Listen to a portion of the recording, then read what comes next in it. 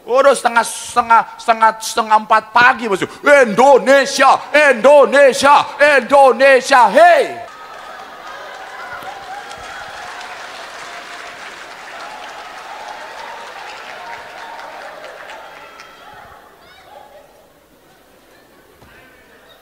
Kali aja abis ini Sinteyong ikut jadi jemaat Tiberia, saudara.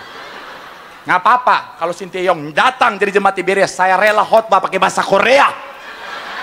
Cinca ya, absane sarangnya, kucelai. Saya mau bilang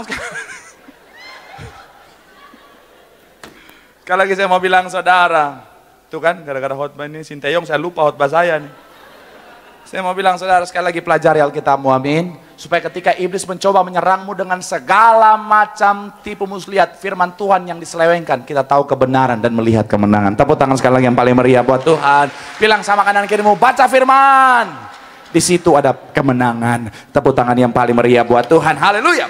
Yang kedua, apa strategi iblis di akhir zaman, saudara? Adalah mengarahkan kita pada prioritas yang salah. Sama-sama bilang sama saya, mengarahkan kita pada prioritas yang salah. Amin. Coba kita lihat saudara, Matius 4 ayat 8 sampai 9, saudara. Matius 4 ayat 8 sampai 9. Yang sudah di sana boleh bilang, aku diberkati. 3, ya. Dan semua kerajaan apa? Dunia dengan apa? Kemegahannya. Ayat 9, dan berkata kepadanya, semua itu akan apa? Jika engkau apa? Sujud menyembah aku. Saya mau bilang saudara, iblis seringkali saudara mengarahkan saudara dan saya pada prioritas yang salah. Ketika yang namanya dalam kehidupan setiap kita, iblis seringkali mengarahkan kita untuk fokus pada keduniawian, untuk fokus pada kedagingan, saudara. Supaya apa? Ketika kita fokus pada kedagingan, selalu kasih makan kedagingan kita, maka roh kita menjadi lemah. Ketika roh kita menjadi lemah, maka dalam peperangan rohani kita dapat dengan sangat mudah untuk dikalahkan, saudara. Makanya saya mau bilang saudara, hati-hati dalam kehidupan setiap kita. Fokuslah pada roh. Sama-sama bilang sama saya, fokus pada roh. Sama-sama bilang sama saya, fokus pada keinginan roh. Amin. Kenapa? Karena keinginan roh akan membawa saudara dan saya pada kehidupan yang kekal. Katakan amin. Nah, hati-hati, iblis seringkali, apalagi dunia hari-hari saudara, mengarahkan kita untuk menjadi orang-orang yang fokus memuaskan keinginan kedagingan, saudara. Makanya hari-hari ini saudara, ada orang yang fokus kedagingan, rela lakukan apa saja demi untuk mencapai kepuasan kedagingan, saudara. Rela lakukan apa saja untuk supaya bisa punya kekayaan yang luar biasa, punya kesuksesan yang luar biasa, punya yang namanya keberhasilan yang luar biasa, sampai rela tukar nyawanya dengan keselamatan, saudara.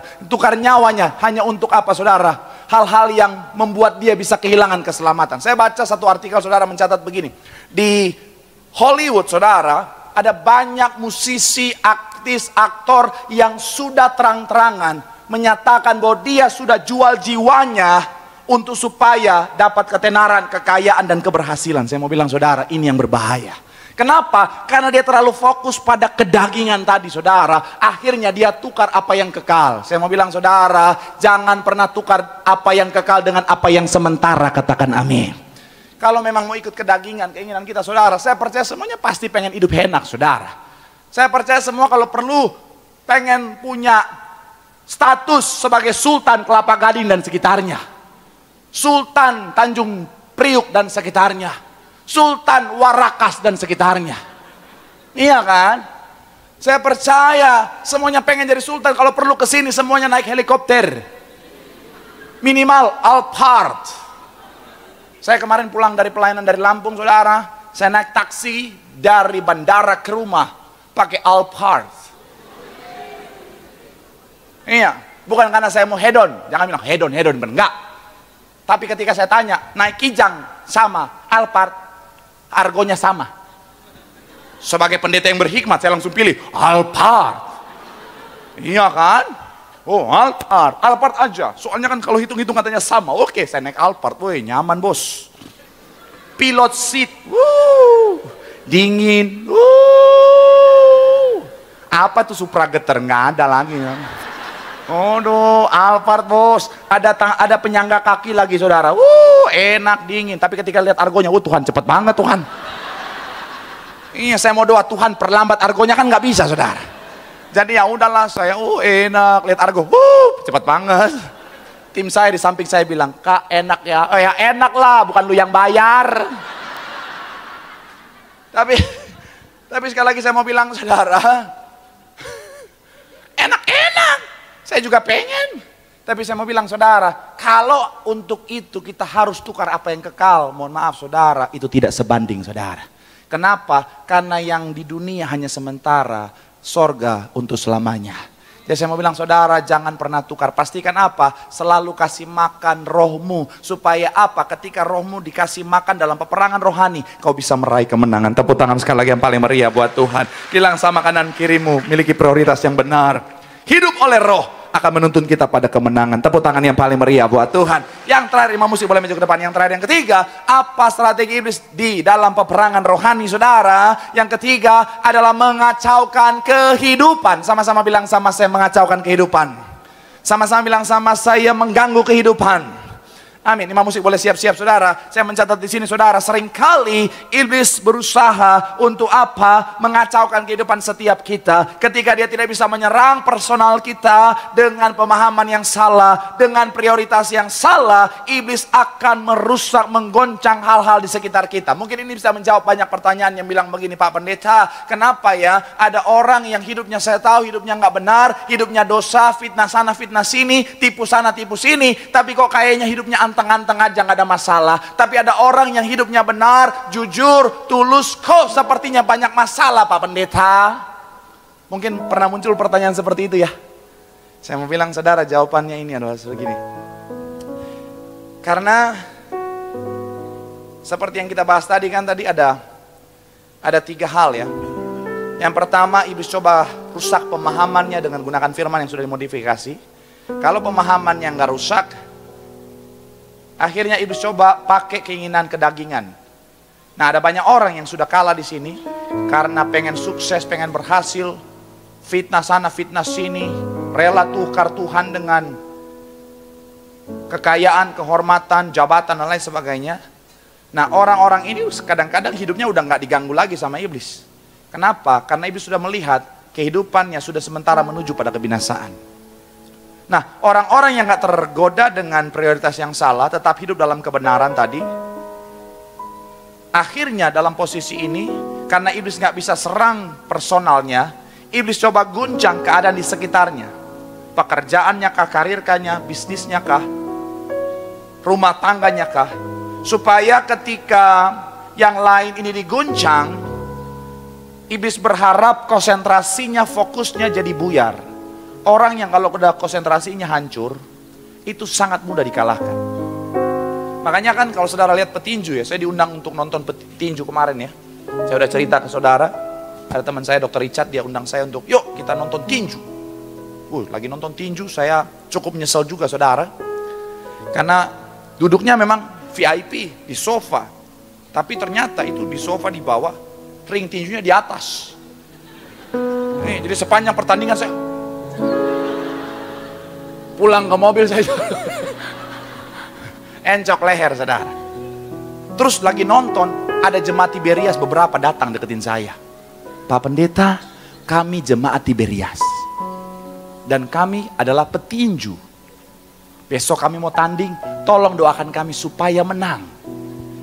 Dalam pikiran saya, di dalam kemenangannya akan ada lawan yang bonyok saudara. Saya bingung, Tuhan apa yang harus saya doakan ini tuh.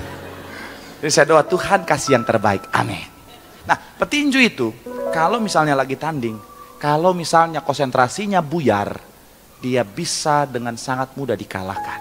Misalnya lagi tinju nih saudara, dia dikit meleng aja, tiba-tiba temannya bilang, pinjam dulu 100, wow udah langsung masukin buah.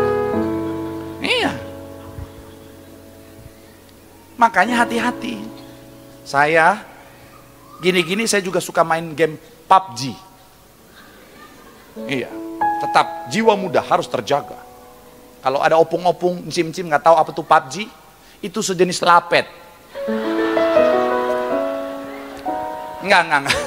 PUBG itu permainan perang-perangan. Nah, kalau misalnya saya nggak pakai kasih di dalamnya tentunya ya. Jangan sudah berpikir karena saya pendeta saya pakai kasih dalamnya, nggak mungkin lah. Karena saya pendeta, saya mudah mau ditembak, saya bilang, shalom, ya habis saya. Ini nggak ada kasih-kasih. Dia datang, saya tembak, duar. Iyalah. Karena harga diri pendeta harus dijaga dong. Iya dong, saya kan pakai nama asli saya di situ. Dan di permainan itu, buat ibu-ibu yang nggak tahu, kalau sampai mainnya jelek, bocil-bocil tidak bertanggung jawab, itu akan berkata, cupu, cupu, cupu.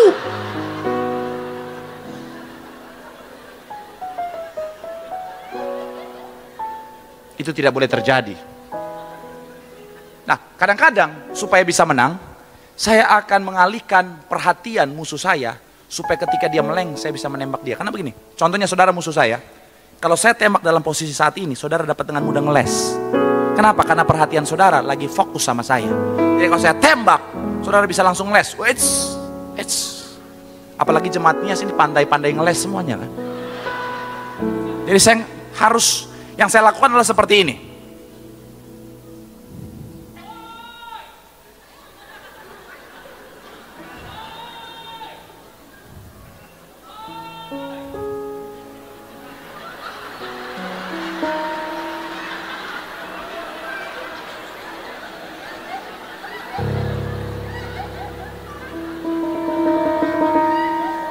Lagi. Terlambat lagi. 1, 2, 3.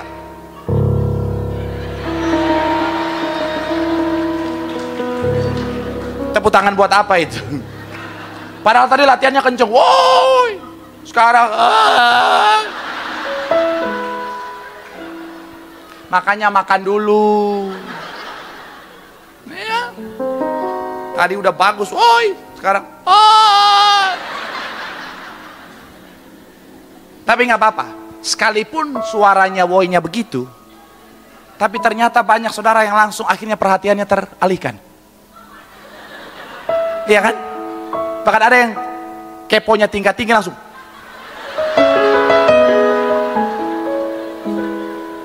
Iya kan?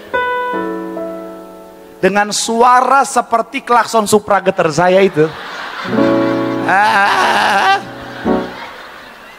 Perhatian saudara teralihkan. Dan saya mau bilang ya, ini juga yang sering iblis gunakan dalam kehidupan setiap kita. Dia alihkan konsentrasi kita dengan menggoncang pekerjaan kita, bisnis kita, rumah tangga kita, karir kita dan lain sebagainya. Supaya ketika fokus kita jadi hancur, kita dapat dengan sangat mudah dikalahkan. Makanya pesan saya sebelum saya tutup khotbah saya, mau seperti apapun iblis goncang keadaan di sekitarmu, pastikan hati dan pikiranmu tetap terarah pada Tuhan. Tetap pandang Tuhan, di situ ada kemenangan yang Tuhan sediakan. Tepuk tangan yang paling meriah buat Tuhan. Bilang sama kanan kirimu, fokus sama Tuhan. Di situ ada kekuatan, di situ ada kemenangan. Tepuk tangan sekali lagi yang paling meriah. Yang diberkati boleh lambaikan tanganmu. Sorak-sorai yang paling meriah buat Tuhan. Haleluya, haleluya. Ku pandang wajah-Mu dan berseru, pertolonganku datang dari-Mu. Peganglah tanganku, jangan lepaskan, Kaulah harapan. Mari sama-sama boleh berikan tepuk tangan sorak-sorai yang paling meriah buat Tuhan. Sambil boleh bangkit berdiri. Kepada wajah-Mu pertolongan kami, pertolonganku datang dari. Peganglah tanganku, peganglah tanganku, jangan lepaskan. Kaulah harapan dalam hidupku. Mari sama-sama doa di hadapan Tuhan. Firman Tuhan mengatakan setiap kita bahwa peperangan rohani masih terjadi sampai hari ini. Oleh sebab itu pastikan, sadarilah ketika iblis gak bisa menyentuh dirimu, seringkali iblis menggunjang keadaan di sekitarmu untuk mencoba mengalihkan perhatianmu supaya kau mudah untuk dikalahkan. Tapi firman Tuhan mengatakan setiap kita, apapun yang terjadi, tetap arahkan hati dan pikiranmu sama Tuhan. Tetap fokus sama Tuhan. Karena di situ ada kekuatan, di situ ada kemenangan yang Tuhan sediakan. Terus arahkan hatimu, pandang Tuhan. ada pertolongan, ada mujizat, ada pemulihan yang Tuhan sediakan bagi setiap kita. Bapa, dalam nama Yesus menyerahkan setiap jemaat-Mu. Apapun masalah, tantangan, sakit, penyakit, persoalan kehidupan yang terjadi dalam kehidupan mereka, kami percaya selama mereka mengarahkan hati dan pikiran mereka kepada Tuhan, pemulihan Tuhan pasti dinyatakan dan tidak akan pernah terlambat, tapi pasti datang tepat pada waktunya dalam hidup kami. Ucap berkat, anak cucu kami pintar, cerdas, generasi juara, punya masa depan yang luar biasa. Tempat ini Tuhan berkati, koordinator tempat ini Tuhan berkati, yang melayani semuanya diberkati Tuhan. Bahkan gereja kami terutama yang sangat kami sayangi, gembala sidang kami, pendeta dari Pariaja, anak cucu menantu, ekstra kuasa, ekstra mujizat terus dipakai Tuhan luar biasa. Para pemimpin kami, Karisto Kargo dalam berkat pelindungan Tuhan. Indonesia diberkati, dimenangkan untuk kemuliaan nama Tuhan. Sebentar kami pulang, Tuhan jaga sertai besok dan seterusnya. Usaha, pekerjaan, bisnis, toko, dagangan, studi kami Tuhan berkati berhasil. Sesi terakhir pendeta Alex bersama rekan-rekan tim keluarga besar semuanya diberkati. Dan akhirnya sebelum kami mengakhiri pada kami mau terima berkat dari sorga. Mari sama-sama rekan hatimu, angkat kedua tanganmu, pandang Tuhan dan terimalah berkat Tuhan. Tuhan memberkati hidupmu, Tuhan memberkati pekerjaanmu, Tuhan memberkati kesehatanmu, Tuhan memberkati anak cucumu sepanjang tahun dan seterusnya adalah tahun berkat, tahun pemulihan, tahun mujizat. Dan kiranya kasih anugerah dari Tuhan kita Yesus Kristus menyertai kita mulai hari ini sampai selama-lamanya. Yang sudah diberkati dengan sukacita sama-sama kita katakan amin. Tepuk tangan yang paling meriah buat Tuhan.